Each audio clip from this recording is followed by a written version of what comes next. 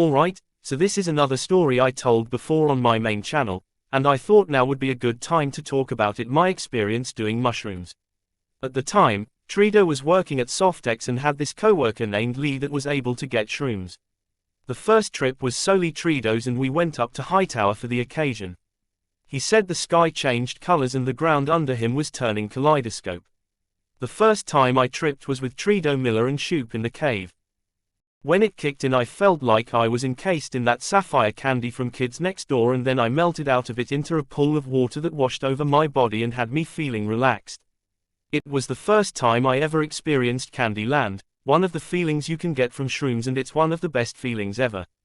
It feels like you just walked into the room that's made of candy in Willy Wonka's factory and you're on shrooms. The next time I tripped with Tredo at Hightower. This time me and Tredo felt the muscle relax feeling the first time.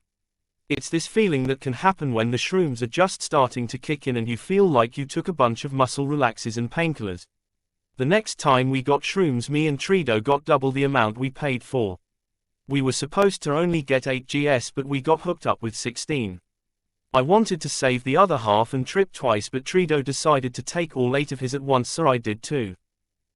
We took them all and walked from the cave onto the trail and walked all the way past Hightower to the end of the trail at the nuclear station and climbed and sat on a giant pile of rocks, and the shrooms kicked in right before we started heading back.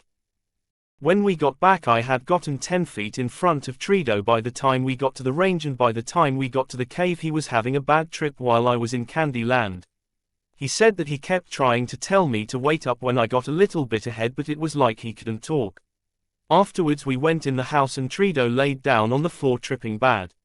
Then Jose walked in and started treating Tredo like shit. Like when Tredo started puking, Jose stood over him and said, "You know Noon's going to help you, right?" I started tripping harder at this point and the muscle relaxed feeling came back and I could hardly move, and then the room turned cyan, magenta and seafoam green. Then out of nowhere this 7 feet tall 500-pound man walks in and walks past me, Shoop and Tredo, and walks into Jose's room, and me and Tredo had to ask Shoop if it was real and he said it was, and we all thought he was having a three-way with Jose and his girlfriend. Afterwards we didn't do shrooms for a minute until one day Tredo got acid for him, Miller and Shoop, and I was the only one on shrooms. We had a fire and then Casey and this dude that started walking sideways we called Crabman came over and had some Molly, and at the end of the night we were all sitting by the fire listening to Blue by KNY Factory.